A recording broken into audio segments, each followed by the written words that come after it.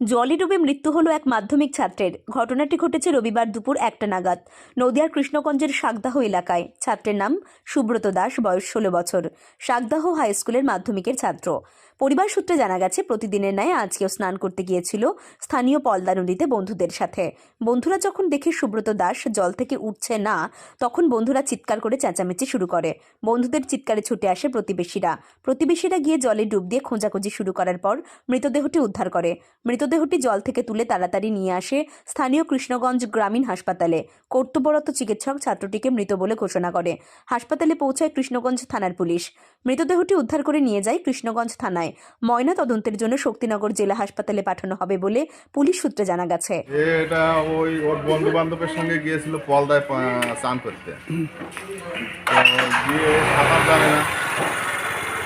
তারপরে স্নান করতে করতে একে আর পাওয়া যাচ্ছে না।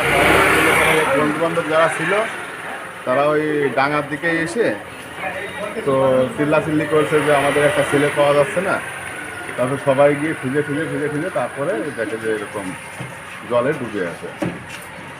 ময়না তদন্তের রিপোর্ট আসলে বোঝা যাবে কিভাবে মৃত্যু হয়েছে এই ছাত্রের মৃত্যুতে এলাকায় শোকের ছায়া।